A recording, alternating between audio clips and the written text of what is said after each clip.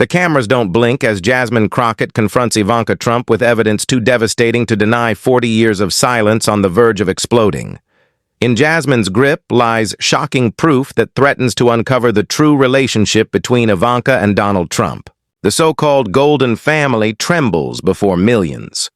What shocking truth will expose their hidden bond? Stay with us. This is a story worth every second of your time. The Capitol chamber was packed to the walls. Every seat taken, every corner jammed with reporters. Camera lights blazed, turning the room into a theater under siege. Millions were watching live social media exploding with one phrase: Trump family secret. The tension was suffocating a bomb ready to blow. Everyone knew Jasmine Crockett held something lethal. No one knew how deep the cut would go. Jasmine stepped in heels, echoing like gunfire on marble. Her black blazer framed a figure of steel. In her hand, an old brown envelope, edges frayed, sealed shut, stamped with one word in red: confidential. She didn't speak. She didn't need to. Her eyes alone told the room she carried the weapon that could end the dynasty. Ivanka Trump sat across spine rigid, a perfect white dress gleaming under the lights. Crimson lips curved into a smirk. She whispered to her lawyer, then laughed cold and sharp, as if nothing here could touch her. But the audience felt it. The play had begun, and when it ended, no one would escape whole. The tension was unbearable, every breath in the Capitol chamber hanging heavy. Jasmine Crockett slid the battered brown envelope onto the polished desk and broke the seal. The paper inside was yellowed by time, its edges worn, its type faded, but still legible. When she lifted it into view, the flash of cameras hit like a lightning storm. This wasn't just a prop, it was a weapon. She unfolded it slowly, letting the suspense cut into every second. The first words echoed like a verdict. Certificate of adoption. Jasmine read aloud, her voice steady. File, July 1982. Guardian Donald J. Trump. Minor Ivanka Marie. She paused, letting the chamber absorb it. Then her eyes dropped lower on the page where the signatures crawled across the bottom line. She raised her voice, witnessed and executed under the counsel of Roy Marcus Kahn. At that name, the room erupted. Roy Kahn, the notorious fixer lawyer to mob bosses and the man once called Trump's shadow. His name on the document was a curse resurfacing from the past. A senator muttered, "My God," before throwing his pen down so hard it bounced off the desk. Reporters surged forward, cameras firing, shouts cut through the noise. Did she say Roy Kahn, adoption 1982? Jasmine held the paper high, the bold red seal of the court visible. "This is not speculation," she said. "It is the official record. Donald Trump became Ivanka's legal guardian, not her biological father." Gasps swept the chamber. The words were undeniable, printed in black ink. "This child shall be entered into the records of guardianship under the household of Donald John Trump, real estate executive, New York, New York." Beneath it, the cold looping signature of Roy Kahn, the dark kingmaker of a generation, bled across the page like a ghost. Ivanka leaned back in her chair, lips curled into a mocking smile. She shrugged, tilting her head as if amused. "A piece of paper from 40 years ago," she sneered. "Pathetic. Anyone can forge that. Is this really the best you've got?" Her laugh was sharp, rehearsed, dripping with arrogance. The sound ricocheted through the chamber, daring Jasmine to strike harder. For a moment, the smirk made it seem like she was winning. But the audience, millions watching at home, could see the cracks in her confidence. Jasmine didn't blink. She walked to the projector and clicked a remote. If a document is too easy to dismiss, let's hear a voice that cannot be erased. The speakers hissed, then steadied. A voice filled the chamber, grainy but unmistakable. Donald Trump's own voice captured in 1991, speaking directly to Roy Kahn. The recording carried every grain of his tone, a confession whispered in secrecy 3 decades earlier. No one can know she isn't my blood, Trump's voice thundered. Roy, if this ever comes out, everything collapses. The chamber froze. The words repeated in everyone's minds. She isn't my blood. Everything collapses. The silence held for 3 endless seconds, then detonated. Reporters shouted into phones, their voices colliding in chaos. Senators slammed desks, some demanding order, others shouting, "Play it again!" The recording looped each replay, pounding the nail deeper.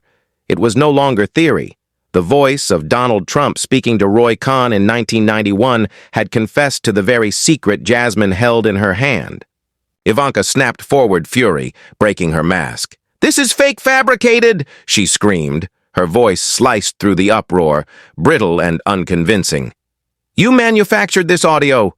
Do you think anyone here is stupid enough to believe it?" She gripped the microphone in front of her like a lifeline, knuckles white. Her words came fast, angry, but her eyes darted restless, searching for someone to back her up. None did. Jasmine turned to face her, calm and sharp as a blade.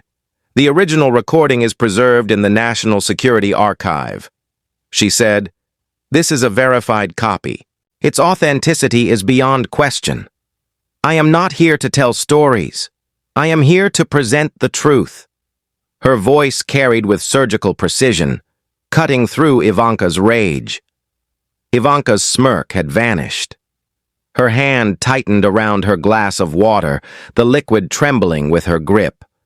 She lifted it, tried to sip, but the shake in her hand betrayed her. She set it down with a clink. Too loud, too sharp. The mask of disdain slipped only for a moment, but enough for the world to see.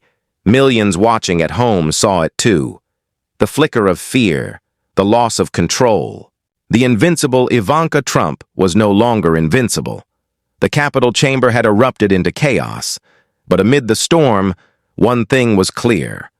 Jasmine's blade had struck, and the dynasty bled. The chamber was chaos.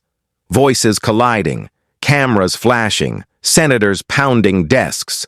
Then the gavel fell and the chair declared a 15-minute recess. The storm spilled into the hallways. Reporters rushed for cell signals, pushing and elbowing each other in the marble corridors. Outside the building, Lev coverage never cut. CNN screens screamed in red bombshell Ivanka adoption papers. Fox News countered with its own banner, "Witch hunt to take down the Trump family." Competing headlines split the nation before the break was even over. The fight had already left the chamber and bled onto every television in America. Behind the IDB cameras, Jasmine Crockett walked into a side room with Marisol Drake, her trusted data analyst. The envelope was back in her hands, sealed again, but her eyes were burning with focus. "2 more layers of proof," Jasmine said quietly. "They won't have time to spin their way out." Marisol nodded, laptop open, fingers steady. "It's all airtight," she assured. "Every document authenticated, every file verified. They can scream forgery all day. It won't matter." Jasmine exhaled once the kind of breath before stepping back into battle. She knew the next strike would cut even deeper. Across the hall, Ivanka Trump sat in a private room with her legal team. The air was thick, her lawyers whispering options, damage control, possible motions. Ivanka cut them off, her voice low but edged with steel. "Let them throw everything," she snapped. "I'll turn it into politics. This isn't evidence. It's theater, and I'll own the stage." She forced a laugh, but the tremor in her hand betrayed her. The water glass she held rattled softly against the table. A single drop slipped down her wrist. She clenched her jaw, determined not to let anyone see the shake. Meanwhile, the country was holding its breath. Families in living rooms, truck drivers at diners, office workers huddled around break room TVs everywhere, screens glowed with the same feed. Half the viewers saw Jasmine as a crusader for truth. The other half as a partisan assassin. Call-in shows buzzed. "This is justice," one caller barked. "It's a witch hunt," shouted another. Inside the chamber, aides shuffled papers. Technicians reset cameras, the stage being quietly rebuilt for the second act. Outside, the air was electric, as if thunderclouds were forming over Washington. Everyone sensed the storm wasn't over. Jasmine had promised more. Ivanka had dared her to bring it, and millions of Americans were waiting, suspended in the eye of a political hurricane, wondering which wall of wind would hit next. The break was nearly over. The storm was about to roar back inside. The 15 minutes were up. The chamber doors swung open and everyone rushed back to their seats. The gavel struck and the hearing resumed. The buzz was louder now, like a hive of bees shaken from its nest. Everyone knew Jasmine Crockett still had more to reveal, and she wasted no time. She walked to the long table, her steps steady, her eyes fixed on Ivanka Trump. From a folder, she pulled out a large photograph, the edges worn, but the image sharp. She laid it flat on the desk, sliding it toward the committee so the cameras could catch every detail. Reporters lunged forward as screens across the country lit up with the image. This was no ordinary picture. It was a time bomb. The photograph showed a young woman holding a newborn baby. The baby's face, pale and tiny, was unmistakable Ivanka Trump as an infant. Beside them stood Donald J. Trump, pen in hand, signing a stack of papers. His hair was darker, his suit wide-shouldered, but his profile was clear. He wasn't smiling. His face was tense. His body angled away as if caught in a moment he hadn't planned to share. Behind him loomed the columns of Manhattan's City Hall. The date scrolled at the bottom corner. August 3rd, 1982. Jasmine's voice cut through the noise. This photograph was taken at City Hall, Manhattan on August 3rd, 1982. It has been pulled directly from the New York Post archives. The metadata is intact, verified by experts. This image is real. It cannot be fabricated. Her words were firm, precise, leaving no room for doubt. The screen zoomed in on the metadata stamps, the archival code, the watermark. The evidence was ironclad. Ivanka shot up in her seat, her composure cracking. Her hands slammed against the polished wood of the desk, the sound echoing like a gunshot. This picture could be edited. She barked, her face flushed red. Anyone can cut and paste a photo. I don't owe this circus an explanation. Her voice was louder now, angrier. The practiced calm evaporating. The smirk was gone. In its place was rage. Jasmine didn't flinch. She stepped forward, holding the photograph steady as the lights blazed down. "You want more than a photo?" she asked, her tone cold. "Then let's hear from someone who was there." She turned toward the chamber doors. A woman stepped inside, moving slowly, her gray hair pulled back, her hands trembling slightly. She wore a modest navy suit, a name tag pinned to her chest, Margaret O'Donnell. The clerk announced her name. "This is Margaret O'Donnell, retired nurse, formerly employed at Manhattan General Hospital, and later contracted with the City Hall Medical Unit in 1982. The room shifted. Reporters whispered. Senators leaned forward, the tension ratcheting higher. Margaret cleared her throat, her voice quivering but steady enough to carry. "I was there the day this child was handed over," she began. "I remember Mr. Trump arriving at City Hall with his attorney, Roy Kahn. I was called to assist with the medical forms for the baby." The young woman who carried the infant looked exhausted. She wasn't Ivanka Trump. She was someone else, someone I didn't know. But Mr. Trump signed the guardianship papers that afternoon.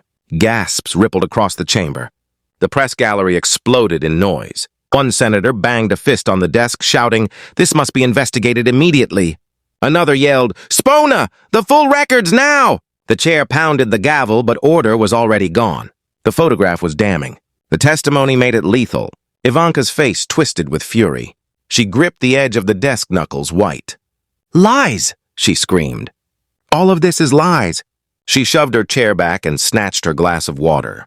The glass shook in her hand, and the water sloshing over the rim. Then, with a sudden motion, she hurled it down against the wood. The crack echoed through the chamber droplets, scattering across the polished surface. Her voice rose to a raw scream. "It's all lies," she howled, her composure shattering in front of millions watching live. The woman who had walked in smug and untouchable was now red-faced, trembling, raging. For the first time, America saw Ivanka Trump lose control. The mask of elegance was gone, replaced by desperation. The chamber was chaos again. Reporters yelling into phones, senators demanding action, the audience roaring with disbelief. But no matter the noise, one truth had already landed like a hammer. The photo was real. The nurse's words were unshakable. And the dynasty that had once seemed untouchable was cracking under the weight of its own secrets. Order barely restored, Ivanka's counsel seized the microphone. The attorney rose, smoothed his tie, and spoke over the thrum of cameras. "Mr. Chair, this proceeding invades family privacy," he said, voice clipped and urgent. "The materials presented concern intimate family matters and have no place in a public forum. We move to terminate this hearing immediately on the grounds of family privacy and to seal the record." The gavel hovered the room, holding its breath as the argument hung in the lights like smoke. Jasmine stepped forward, shoulder square, the envelope back under her palm. Her reply was calm, precise, and it cut through the air. "Private life cannot be a shield to build a throne on lies," she said, each word landing like a strike. When deception is used to obtain power, it ceases to be private. It becomes a public trust issue. This chamber owes the American people transparency, not silence. Murmurs rolled across the days. Even the cameras seemed to lean closer. Across the country, the broadcast washed over living rooms and diner counters. Older Americans who remembered the 1980s Trump tabloid covers gilded lobbies. The swagger stared at their screens in disbelief. In a Queens apartment, an elderly couple shook their heads as the cheer-in scrolled. In a Florida retirement lounge, remotes paused mid-air. "So we were lied to from the start." A gray-haired viewer said to nobody in particular, the words heavy and slow. Call-in lines split down the middle half cheered Jasmine as a truth-teller half shouted about a witch hunt on social feeds. Timelines fractured into two rivers that crashed against the same dam. Back in the chamber, the chair lowered the gavel without striking eyes moving from counsel to Jasmine. The air thinned. Aides froze. Even the clicking shutters fell into a nervous rhythm. Everyone sensed it. Jasmine was holding one last card. Something sharp enough to end the argument without another word. Phones and laps stopped buzzing. The red tally lights on the cameras steadied, and the clock over the doors seemed louder than before. Ivanka stared forward, jaw set, but a tremor traced the rim of her glass. The room braced, waiting for the next impact to land, and then Jasmine stood. The chair had not yet ruled on the privacy motion when she rose, a sealed envelope in her hand like a live charge. The red stamp across the flap read, "National Institutes of Health, Federal Genetics Division." A tamper evidence strip and a chain of custody barcode caught the lights as cameras leaned in. She broke the seal with a clean pull, unfolded a trifold packet, and slid the cover page beneath the document viewer for all to see. Inside, the letterhead had identified a federal reference facility in Bethesda, Maryland, accredited under the National Institute of Medical Sciences to perform court-ordered kinship analysis. She spoke with the cadence of a verdict. "This report documents proband samples collected under subpoena by United States Marshals, with counsel present and transported under seal to NIH's Federal Genetics Division in Bethesda, Maryland. Ball swabs were obtained from Ivanka Trump and Donald J. Trump. Custody logs confirm continuous control. Analytical methods include short tandem repeat profiling across multiple markers. All quality controls met and reproduced." Her hand hovered over the chain of custody barcode, letting the camera drink in the dates, initials, and seal numbers. She read the laboratory case identifier and the file path for the digital record, making the bureaucracy sound like iron. She specified the collection sites, a secure room on Capitol Hill for Ivanka, and a privately scheduled appointment for Donald J. Trump, both witnessed, sealed, and logged by independent officers. Her finger traced the bold conclusion line now filling every television in America. Ivanka Trump, Donald J. Trump, probability of paternity, 0. 0% combined index, 0. 0 exclusion at all tested markers. She let the science rest for a beat, then set it plain for the nation. 0% related. The room turned to stone. No paper rustled. No whisper broke the air. Only the electric hum of lights and the steady blink of tally bulbs. For 3 long seconds, the chamber did not breathe. Then it detonated, a blast rolling through steel glass in bone-deep certainty. Reporters shouted into phones 0% while staffers bolted for doorways, and the gavel vanished under the roar. The screen behind the Ds filled with tables and markers. Blood group antigen mismatches. Sex chromosome indicators. Autosomal profiles. Mitochondrial checks. E-chromosome lineages. Each mismatch another nail, each row another rung on a ladder ending in air. At the bottom sat the supervising scientist's signature and the notation reviewed and released Federal Genetics Division, NIH. To the public, it looked like medical jargon.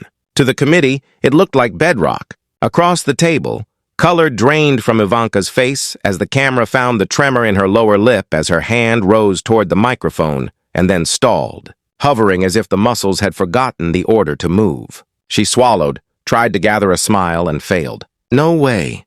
She stammered the words thin and breathless, as if the air itself had turned against her. The glass beside her skidded under her fingertips and stopped. She reached again and missed. The live feed caught everything: the pour, the tremor, the widening eyes that could not find purchase on a single line of the report. The woman who had laughed at evidence now stared at science and found no mercy. Somewhere, a camera shutter clicked 3 times in quick succession, each flash carving her collapse into the permanent record. Jasmine did not move in for spectacle. She moved in for clarity. Documents can be doubted, testimony can be denied, but DNA science never lies. She said each line a clean strike. She pointed to the chain of custody ladder projected on the wall collection by Court Officer Seal, applied freezer-logged courier.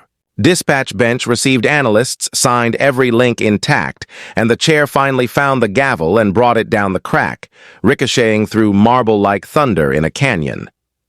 Even over the den, the result did not blur, far too simple to spin and too heavy to bury. And a dynasty sagged on a single page, and the nation felt the floor tilt beneath its feet as screens across the country froze on that conclusion line for everyone still listening in stunned silence. The roar of the chamber still rang in the rafters when the weight of the DNA report finally sank in. Ivanka Trump sat frozen, her polished mask shattered in front of the nation. Her face, once painted with smug defiance, had gone pale and slack. She lifted a trembling hand to her forehead as if to hold herself together.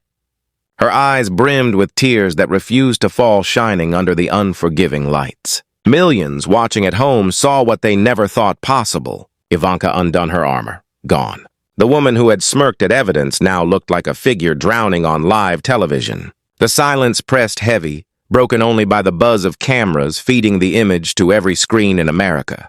For a moment she tried to speak, but nothing came out, her lips parting, then closing again in silence. Finally, she drew a breath shaky and uneven, and forced the words into the microphone. Her voice cracked, but carried far enough to reach every ear in the chamber. "Even so," she said slowly, "I have built my brand." The words hung awkwardly, a hollow shield against the avalanche, crushing down. It was not a battle cry. It was an admission thin and desperate, more plea than declaration. Jasmine Crockett did not step back. She leaned forward, her gaze unwavering, her figure cutting through the chaos like a blade through smoke. Her reply came crisp, her tone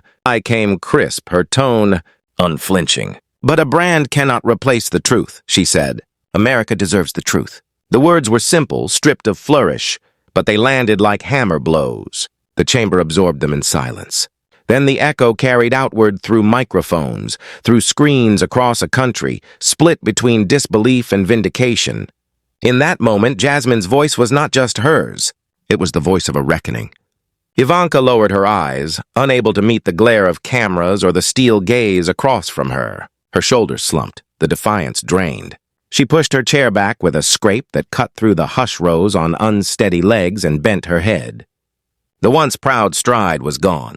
Her steps were small, uneven, her white dress catching the light as she walked away.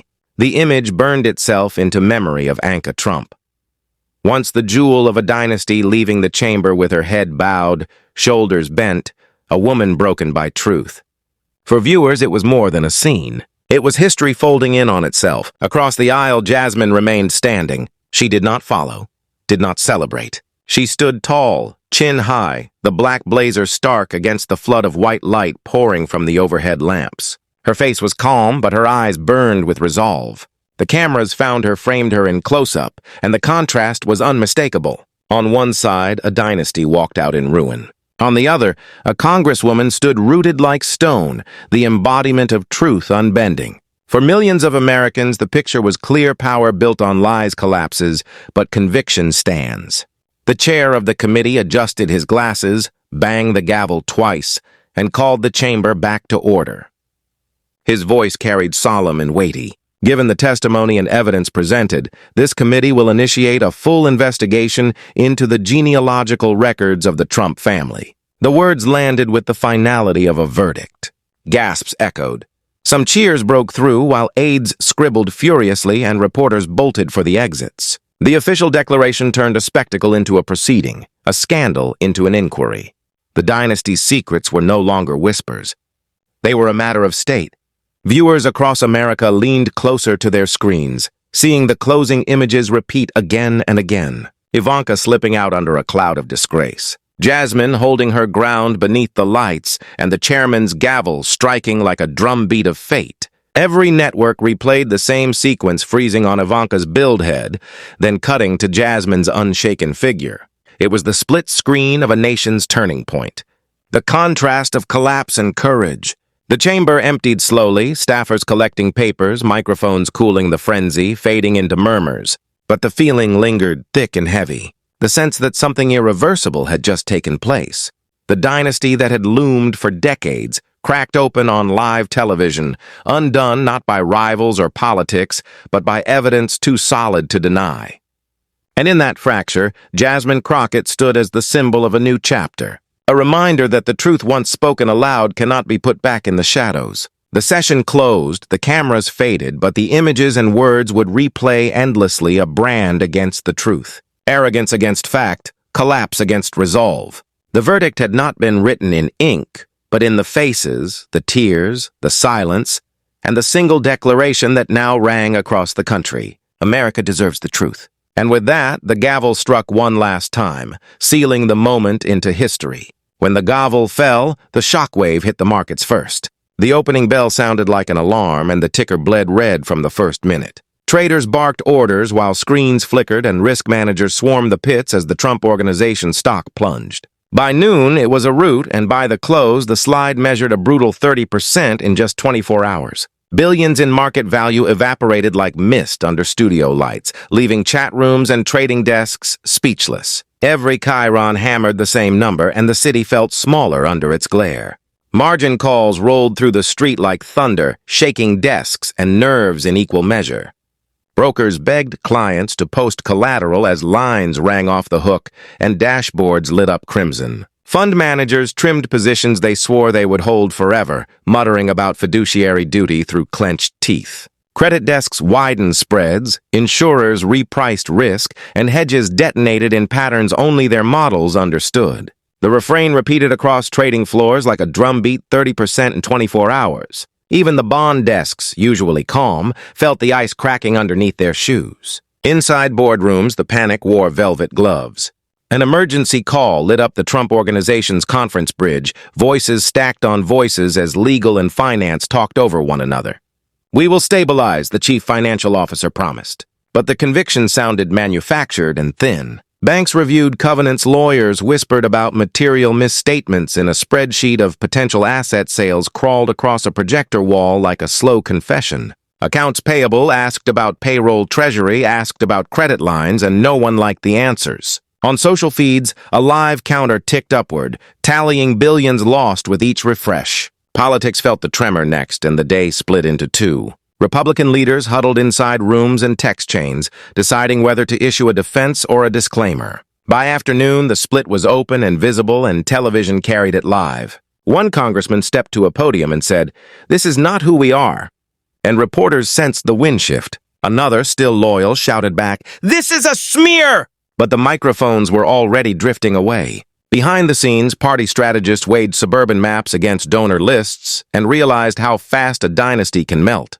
The rupture cut through conservative media as well, carving a fault line at prime time. One host demanded accountability, incited the investigation, while a rival anchor called it a witch hunt and dared viewers to resist. County chairs watched the debate and called their donors, who answered with silence or a careful request to pause. The silence was louder than boos, and the pause check spoke a clearer language than any op-ed. At state committees, resolutions sat half-drafted on long tables, some calling for distance, some for discipline, none able to stop the bleeding. In private chats, young operatives typed the words rebrand and rebuild and then deleted them. Across the ocean, the story leaped time zones and languages as dawn chased the headline. Newspaper kiosks in London, Berlin, and Rome stacked fresh bundles with the same front page, Ivanka Trump, tearful under a storm of lights. The New York Times ran the photograph above the fold. The Financial Times paired it with a cliff-like chart, and Der Spiegel framed it with a single word, Wahrheit. Executives in glass towers read the captions and elevators and did not speak while commuters stared at the image as trains rattled through tunnels. On trading floors from Hong Kong to Frankfurt, the picture sat in the corner of market terminals like an unwelcome watermark. By lunchtime in Europe, American turmoil felt local. In living rooms, classrooms, churches, and union halls, the conversation turned from spectacle to principle. Parents told their children, "Tell the truth even when it costs you," and the words sounded heavier than a slogan. Teachers folded the headline into lessons about ethics and power, asking students where trust begins and where it breaks. A pastor said from the pulpit, "No name, no fortune, no family stands above the nation." And the congregation answered with a long, low murmur. A student asked if the powerful can lie for years what protects the rest of us, and the room went still. The answer traveled pew to pew and desk to desk, transparency verified and enforced. The human message moved faster than any news crawl and stuck longer than any clip. People argued, but the argument circled the same core: the right of a democracy to know who is asking for its trust.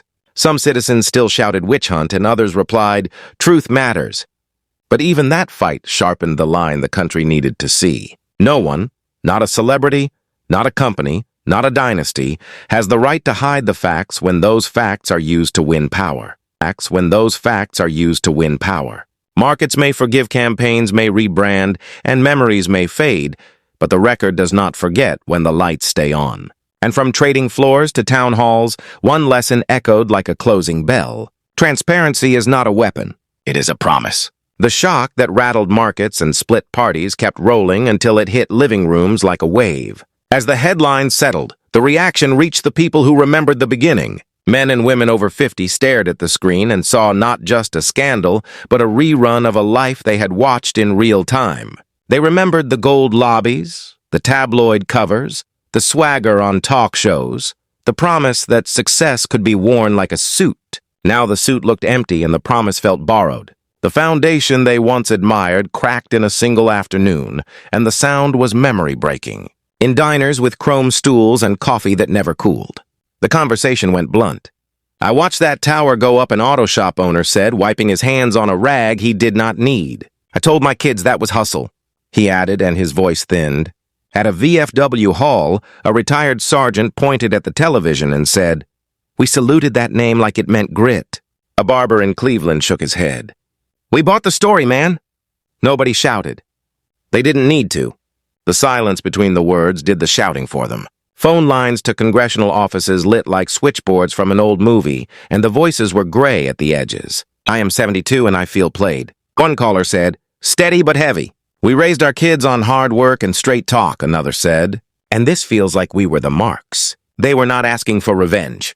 They were asking for repair. "Fix the rules," a grandmother insisted. "Make it so the truth has to show up on day one." In nursing home lounges, the remote sat on the table untouched, and the headline did not blink. In Jewish community centers, the air carried a different kind of ache, sharper and closer to home. Rabbis met with synagogue boards and youth leaders as the phones buzzed on the conference table. "Faith is covenant, not a costume," one rabbi said, tapping the front page with a careful finger. "We welcome converts with open arms," another said, "but we reject manipulation." Parents who had taught their children to honor rituals felt a heat they could not name. "Our name is not a ladder," a board member said softly. "Do not climb us to reach a camera." The statements came measured but unmistakable, written line by line to be firm without fueling fire. Editorials in community papers said, "Honor lies in truth, not performance." A Federation official said on camera, "We demand integrity where religion is invoked for public influence." Donors paused gifts to organizations tied to the family, asking for audits and distance. Youth group chats filled with questions that mentors answered with patience and pain. A grandmother at a Shabbat table met her granddaughter's eyes and said, "We do not wear a faith. We live it." Not every voice agreed on tone, but the chord H held identity is a trust. A rabbi in Miami said conversion is sacred, branding is not, and his phone blinked nonstop with thank yous and pushback. A community counselor fielded calls from teens who felt embarrassed by headlines they did not write. "You did nothing wrong," she told them. This is not on you. The outrage was not about background. It was about honesty. The message kept returning like a refrain. Do not turn a people into a prop. On Capitol Hill, the shock congealed into text, the first draft of a bill with a plain title that cut like a razor. Staffers typed Transparency of Family Records Act. The idea was simple and sharp. If you ask the public for power, you owe the public the truth about the family claims you used to win it. Candidates would disclose basic family records when those records are invoked as credentials, birth records, guardianship orders, adoption certificates, court-documented name changes. Sensitive data would be redacted by a neutral panel, but the existence and integrity of the record would be certified. The bill read like a seatbelt, inconvenient until the crash. Sponsors gathered from both sides of the aisle, some cautious, some bold, all aware of the cameras. This is not about punishing a family, one sponsor said. This is about protecting the public record. Hearings were scheduled in a hurry, and experts were called to explain how to balance privacy and proof. Safeguards will be strict, a committee attorney said. Minors sealed, health details off limits. Only claims used in campaigns triggered disclosure. The words privacy and public interest met on the same line and did not blink. The draft moved because the phones would not stop ringing. Talk radio and town halls ran hot, and the arguments were clean enough to memorize. This is common sense. One caller said, we require taxes. We can require truth. This is a slippery slope, another replied. Where does it stop? At a library forum, an older man stood with a printout in his hand and said, I am not asking for gossip. I am asking for verification. A young volunteer handed him a pen to sign a petition, and he did without looking down. On cable panels, the split screen showed poll numbers edging toward yes. Details hardened as the bill moved from idea to instrument. A new federal registrar would handle confidential submissions, reviewing claims cited in campaign materials, speeches, filings, or official bios. Independent auditors would certify that a claim parentage guardianship or legal relationship match sealed records while shielding addresses, medical notes, and minors. False statements would carry heavy fines, and repeated violations would trigger disqualification from federal ballots subject to judicial review. Whistleblower protections would apply to staff who reported fabrications. The drafters treated truth like infrastructure. Build it once and everyone uses it safely. The over 50 crowd, usually cast as steady and slow to change, moved first. They wrote letters in cursive sign names in full and mailed them with stamps that felt like statements. We are not angry because we lost, one letter said. We are angry because we were misled. Give us a standard we can trust. Another wrote the paper creased where a hand had pressed too hard. At coffee clatches and book clubs, the conversation turned into civics. If the powerful must show their work, a retired teacher said the rest of us can believe again. By week's end, the push felt like a drumbeat you could march to. Lawmakers counted heads and saw a path narrow but real. Editorial boards that usually disagreed found the same verb require. The bill was not a cure-all, but it was a starter way to weld the door so it would not fly open the next time a brand tried to outrun a biography. And as the cameras panned across faces lined by decades of headlines, the message from those who had seen the first act was the same as the message to those writing the next truth. First, then trust. The fallout carried more than numbers, more than headlines. It carried a warning written in fire. A single lie, once small enough to hide in paperwork, had been fed and watered until it grew into a throne. The Trump dynasty had stood on it, raised speeches on it, built campaigns around it. But when Jasmine pulled the cover off, the lie collapsed under its own weight. The sound of that collapse traveled farther than Wall Street or Capitol Hill. It rolled into every household, every diner, every living room. What people saw was simple. A lie can build power. But when truth arrives, power built on lies turns to ash. The image that stuck was not just Ivanka's bowed head or Jasmine's unflinching stare. Bowed head or Jasmine's unflinching stare. It was the lesson they represented. Look at it, one news anchor said, replaying the moment. This is what happens when a secret becomes a strategy. In offices, workers replayed the clip, whispering to each other that they had always suspected. In bars, old men shook their heads and muttered, "It always comes out." The story became less about adoption, less about DNA, and more about what happens when deception is weaponized. The nation did not just watch a family falter. It watched a principle take shape. Conversations spilled into the streets with the urgency of a storm. On talk shows, callers lined up to draw comparisons. It's like Watergate all over again. One said, no, it's worse. Another argued because this was a lie dressed up his family. The power of the scandal was not in the documents or the science, but in the way those documents stripped a brand bare. If they can lie for 40 years, a teacher asked on air, what else can be faked? The question landed heavier than a verdict. Every clip, every panel, every debate circled back to the same core. A lie can crown you, but it cannot carry you forever. The younger generation, raised on hashtags and skepticism, saw it as proof of something they had always guessed. They posted side-by-side clips of Ivanka smiling in old campaign videos and Ivanka trembling in the chamber, captioned with the words, "Truth wins, slow, but it wins." High school students debated it in civics classes, writing essays on transparency. College forums asked what structures should exist to prevent dynasties from selling illusions. If the people at the top can get away with it, why should anyone tell the truth at the bottom? One student asked. The classroom fell quiet before the professor answered. Because when the top finally falls, the bottom still stands. For the older generation, the message was even sharper. They had bought magazines in the 80s, flipped through spreads of towers, yachts, and a family paraded as flawless. They had believed the story because the story was sold with confidence. Now, seeing the foundation snap, they felt betrayed in a personal way. We were fooled, a retiree said, folding his newspaper with shaking hands. We thought we were watching success. Turns out we were watching a script. In that bitterness lived a lesson. What looks solid may be scaffolding, and scaffolding falls when the lie holding it together is stripped away. Every editorial framed the scandal with the same moral spine. The Washington Post wrote, "Truth is patient.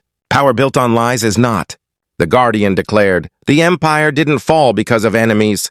It fell because of its own secret." The Wall Street Journal went colder. Markets punish fiction eventually. Each headline reinforced the same chord. Deceit may serve you in the short term, but when daylight comes, it burns through everything. By the weekend, that chord was echoing in town halls and grocery lines. People quoted the lines not as news but as advice. Churches, mosques, and synagogues took it into sermons. Falsehood may lift you high, one pastor said on Sunday, but when it cracks, it drops you farther than truth ever could. Congregants nodded, some whispering, some weeping. In community halls, activists pointed to the hearing as a case study in accountability. You can buy ads, you can shape headlines, you can silence critics, one speaker told a packed gymnasium, but you cannot outrun evidence. Applause shook the rafters. The lie had been profitable, powerful, even untouchable for decades. But its exposure proved that no secret is immune to time. The social media storm that followed was both furious and relentless. Hashtags like "Dush Truth Over Brand and Lies Collapse" trended in every state. Memes captured Ivanka's breakdown with captions like "You can't trademark DNA." But behind the humor was a serious pulse, a demand that no one, no family, no corporation, no dynasty be allowed to disguise lies as legacy. Viral clips replay Jasmine's line documents can be doubted. Testimony can be denied. But DNA science never lies. It became a mantra repeated in posts, stitched into TikToks, echoed in podcasts. The lie had powered a family. The truth had buried it. In coffee shops, the lesson was shared over mugs and newspapers. "This is bigger than them," one customer told another. "This is about us." At bus stops, strangers nodded over the front page. "If they can hide something this big, we need stronger laws," a woman said. Her neighbor agreed, and stronger people to enforce them. The scandal's human message was not cynicism, but clarity. People were not saying everyone lies. They were saying lies can't last. And in that distinction lived the seed of trust, fragile but real. By the time the week closed, the phrase itself had hardened into a saying. Commentators repeated it, bumper stickers printed it, and preachers wowed it into prayers. A lie can build power, but truth can tear it down. It was not just commentary on one family. It was a warning to anyone tempted to confuse deceit for strength. The hearing had become more than a headline. It had become a parable. And as the country turned the page, the parable stayed in the margins, whispering every time someone reached for an illusion, power built on lies is already falling. The days after the hearing tore through Ivanka Trump's world like a firestorm. The networks replayed her breakdown in slow motion, the pale face, the trembling lips, the water glass shattering on the desk.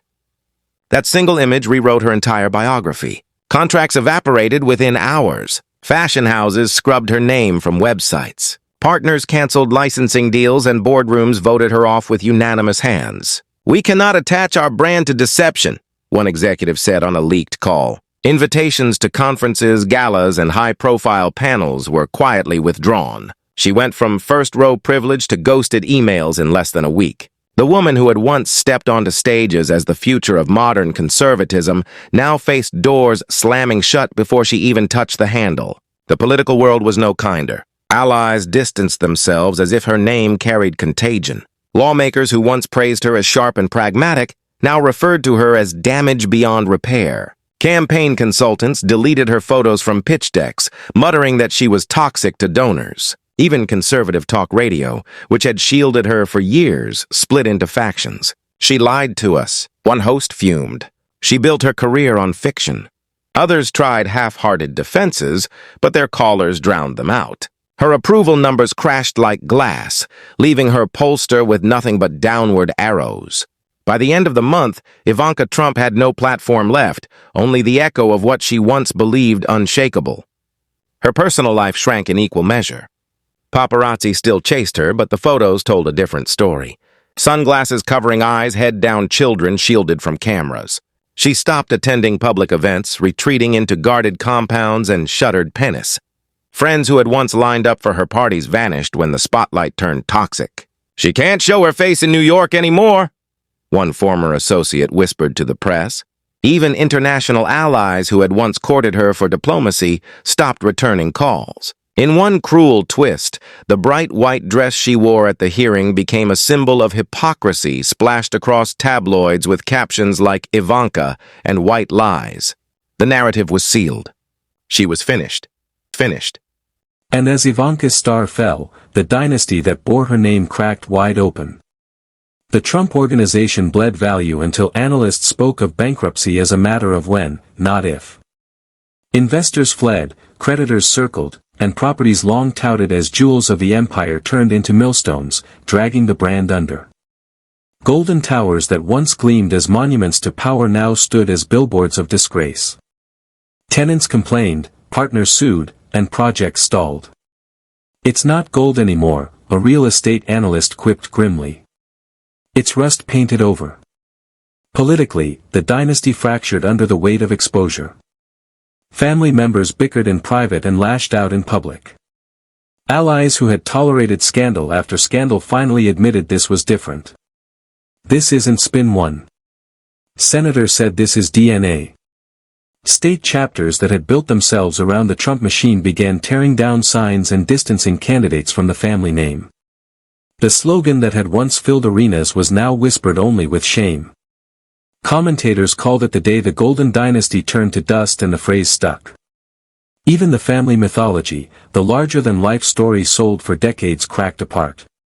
The once carefully cultivated image of a dynasty destined for greatness was rebranded in headlines as a family of fraud. The house of cards fell in real time, the New York Times declared. The Financial Times was harsher. The empire built on illusion ends in exposure. International papers used sharper words, still calling them the dynasty of deceit. The gilded image once bulletproof now corroded into a caricature. A warning taught in business schools about what happens when image outruns truth. But while one name crumbled, another rose. Jasmine Crockett's face became the emblem of a new era. Her stance at the witness table framed on magazine covers. Where Ivanka's bowed head symbolized collapse, Jasmine's unflinching gaze symbolized resolve. Commentators replayed her words on loop. "America deserves the truth," that line crossed from headline to slogan, quoted in rallies, stitched on posters, echoed in podcasts. Overnight, Jasmine was no longer just a congresswoman. She was the figure who had stared down a dynasty and spoken without fear. Her inbox overflowed with invitations, speaking slots at universities, interviews on global networks, endorsements from civic groups. Young activists painted her as the voice of transparency. Older Americans called her the last straight talker in Washington. Editorial boards that had once ignored her now praised her. She represents what democracy should look like when op-ed read. Community leaders invited her to pulpit and podiums, not to talk about scandal, but to talk about trust.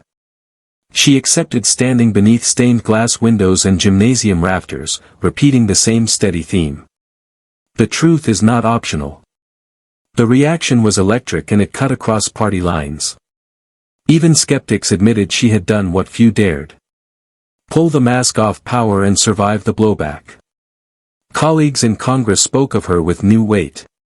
Some with admiration, others with caution. She's not afraid of anyone, one whispered. Her staff grew overnight.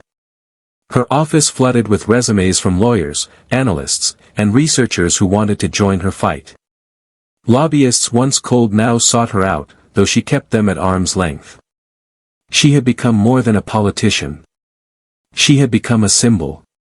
Cameras followed her everywhere, but she wore the attention differently. Where Ivanka had basked in glamour, Jasmine carried the light like armor. She walked into hearings with a stack of files, not couture gowns. She spoke plainly, not in slogans. I'm not here to sell you an image, she said in one interview. I'm here to make sure the truth has a seat at the table. Those words cut through noise like a bell resonating with audiences hungry for authenticity. She had become the opposite of what she exposed. Substance against spectacle, fact against fiction. Her rise was not without resistance. Some accused her of grandstanding, others of seizing opportunity. But those critiques faltered against the evidence she had delivered. Call it what you want, one analyst said on air. She didn't create the scandal. She revealed it. And that revelation rewrote the battlefield. In the wake of the collapse, her name became shorthand for accountability. In living rooms and classrooms, when people talked about what leaders should be, they pointed to Jasmine Crockett as the model. The symbolism crystallized in one unforgettable image. On magazine covers, side-by-side photos told the story of Ivanka's bowed head, tears catching light, contrasted with Jasmine's upright stance under the glare of cameras. One caption read, "The end of illusion, the beginning of truth." That cover went viral, shared across platforms, framed in offices, pinned on dorm walls. It wasn't just news. It was myth-making in real time. The turning of a page that everyone could feel. The dynasty that once promised gold now stood exposed as brass. Ivanka's career was rubble. Her contracts torn. Her allies vanished. The Trump name, once shorthand for wealth and dominance, had become synonymous with deception. And Jasmine Crockett, the congresswoman who carried a brown envelope into a chamber, now carried something greater, the hopes of citizens who believed the truth could still cut through the noise. The transformation felt like the closing act of a thriller, but it was also the prologue of a new chapter. In one moment, the false glitter fell away. In another, a new standard was set. Jasmine's figures, steady beneath the lights, became a reminder that truth, though delayed, can still arrive in time to break the chains of lies. And as the dynasty crumbled, America saw not just an ending, but the rise of a voice ready to carry it forward. The cameras dimmed, the crowd thinned, and the scrolling headlines slowed, but the echo of the hearing would not die. In that echo lived a simple, stubborn idea: power and money can cover a story for a while, but they cannot bury the ending. People replayed the moment and realized how long the silence had lasted and how quickly it broke. You could see it in boardrooms and bus stops, in classrooms and courtrooms, faces leaning toward the screen as if to learn a rule they had forgotten. The rule was old, and it was hard, and it was true. Truth walks slower than money, but it never gets tired. When it arrives, it keeps walking until everything that stood in its way is flat. This is not a tale about villains and saints. It is a map of how power behaves when it is fed by lies. A lie is cheap when it begins like a spark you think you can pinch out with 2 fingers. But fear starts to fan it, and profit starts to feed it. And soon the spark becomes a torch carried down hallways, lighting rooms that were safer in the dark. People who know better stay quiet because quiet pays. And people who want and get louder because noise pays more. Then one day the torch is too big to hold and the flame turns on the house that raised it. The burn marks are not just on walls. They are on trust. Silence is a currency in its own right, traded in nods and favors and careful emails that say nothing. It buys introductions, endorsements, donations, and headlines that read like lullabies. It buys a seat at the table and a second helping. Yet silence has a half-life. It decays the very system that pays for it. Each quiet favor rots aboard, each wink rusts a hinge until one more secret pushes the door off its frame. What remains is not a home. It is a set, and one wrong angle shows the plywood behind the paint. Truth works with different tools. It does not throw money at a problem. It measures records and weights. It writes dates in the margin and seals envelopes and marks custody logs.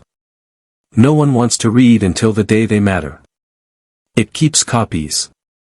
It lets time do some of the lifting because time never forgets where the weight lives. When the doors finally open, truth does not need a speech. It needs only to be shown. The quiet that follows is not fear. It is gravity.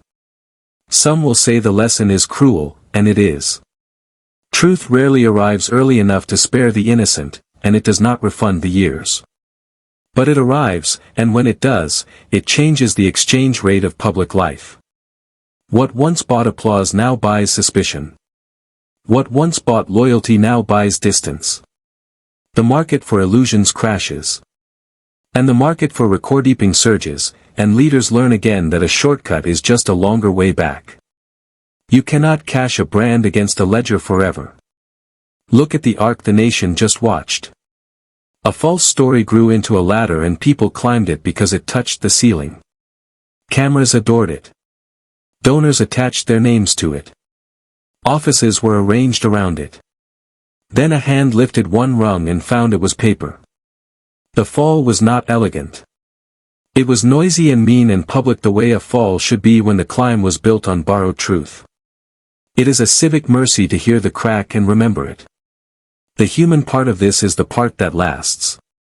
Workers who were told to smile and push the line learned they can say no.